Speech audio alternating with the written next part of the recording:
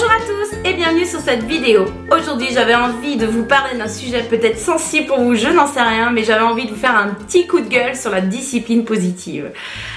Alors depuis environ un an, je suis dans la discipline positive, parentalité positive, bienveillante, peu importe ce que vous voulez, et j'en suis complètement contente et convaincue. Ça ne fait aucun doute.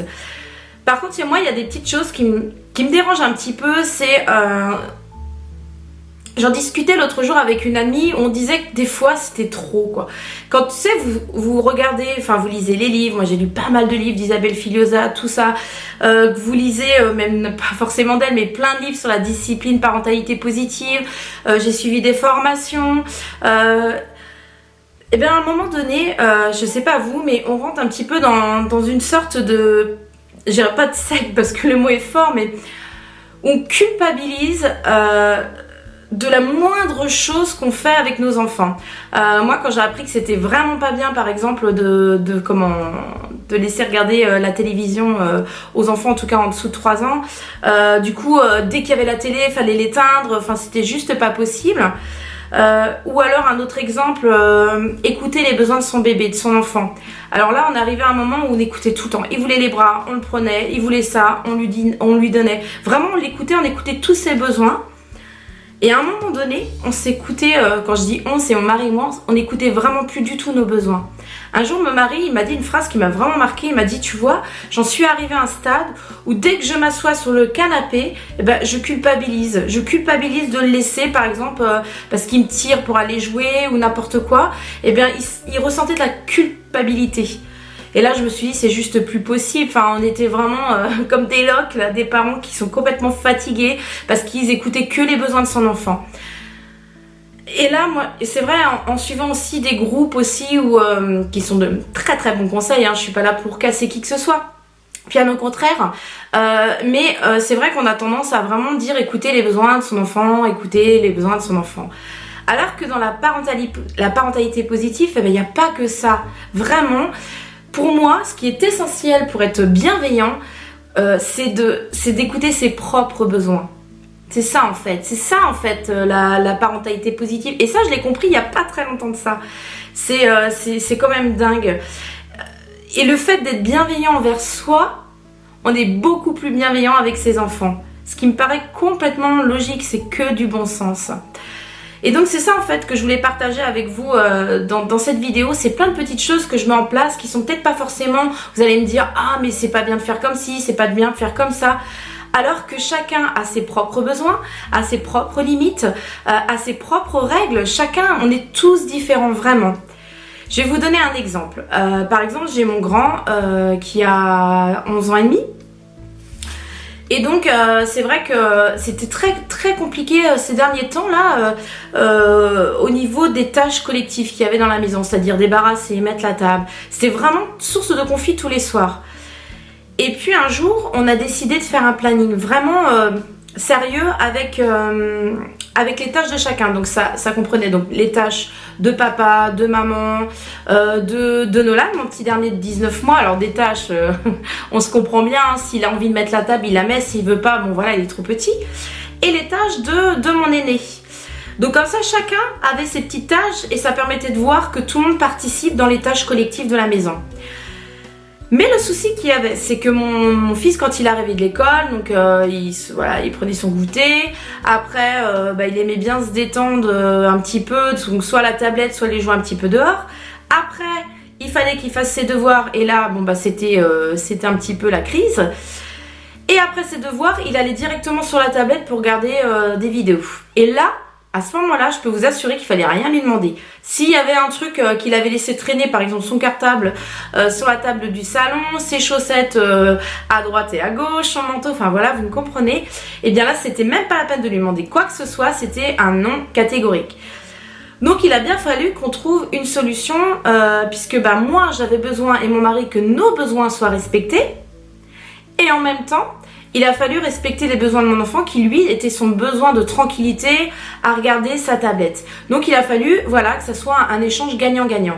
Donc la solution moi que j'ai trouvée, et peut-être que vous allez trouver ça sous forme de récompense, je n'en sais rien, Mais c'est comme ça que nous, on arrive à gérer au quotidien. Et en tout cas, voilà. Le but principal, c'était d'arrêter d'avoir des conflits. C'est ça en fait avec mon fils. Donc, ce qu'on a trouvé, c'est ok, t'arrives, t'as besoin de décompresser après l'école, tu prends ton petit goûter, si tu fais un petit jeu tranquille, il n'y a pas de souci.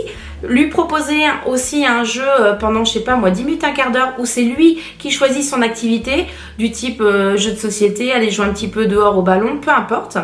C'est son moment, rien qu'à lui, entre moi et lui. Ensuite, les devoirs. Et après, eh bien, on a mis au niveau du planning, on a vu, hein, on n'a pas fait ça, si vous voulez, sans lui. On a fait une petite réunion de famille, ce qu'on appelle comme ça. Et donc, en fait, voilà, j'ai dit, voilà, il y a ça comme problème et j'aimerais qu'on trouve une solution. Donc, il n'avait pas forcément la solution, donc on a essayé de lui proposer donc, le planning.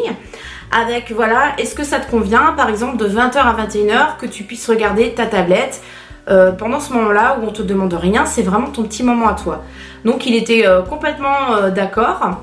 Au niveau aussi des jeux vidéo, alors là il jouait plus du tout depuis un certain moment. Et là on voit qu'il a vraiment envie, donc on lui a proposé, on lui a demandé combien de fois ça lui allait en fait de jouer aux jeux vidéo. Il nous a dit 2 fois dans la semaine. Donc il a choisi ses jours. Le temps, c'est-à-dire une partie de foot, de FIFA, par exemple, je crois que c'est le mercredi, et le vendredi, et bien 2 parties de FIFA. Et c'est tout dans la semaine. Donc vraiment, on a vraiment mis ça en place, mais avant, il faut qu'il fasse son planning.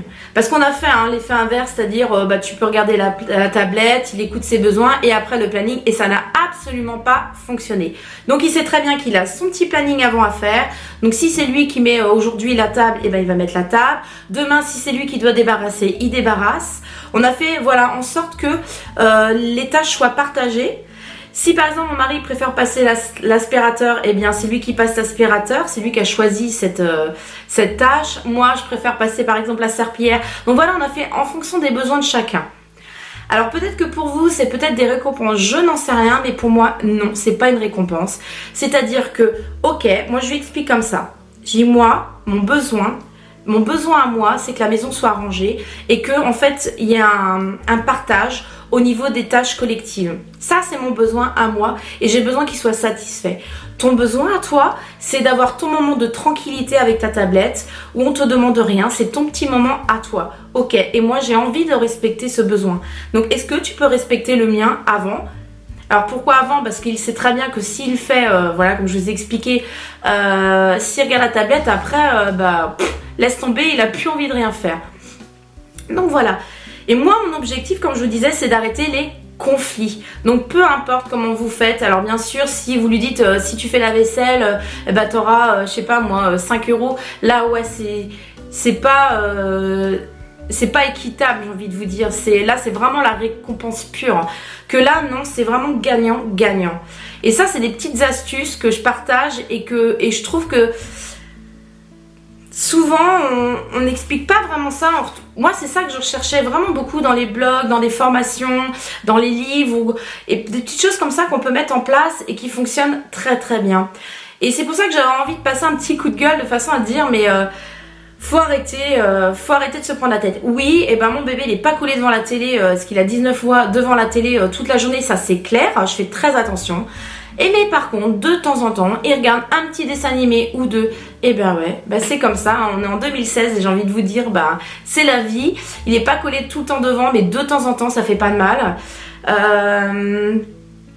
Oui, voilà, je préfère mettre en place, peut-être que pour vous, ça va être une récompense, je n'en sais rien.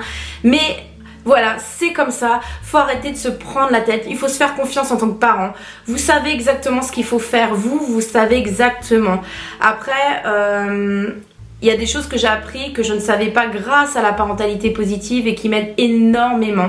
Mais la parentalité positive, ce que je veux passer dans ce message-là, c'est de soyez bienveillant avec vous, écoutez vos propres besoins. Si vous n'écoutez pas vos propres besoins, vous ne pouvez pas être bienveillant avec vos enfants. C'est impossible. Si vous voulez, je vous invite à télécharger mon e-book 5 règles d'or pour que votre enfant vous écoute sans râler. Je vous invite à le télécharger, c'est gratuit. Allez faire un petit tour. Je vous dis à très vite pour une prochaine vidéo. Bye bye.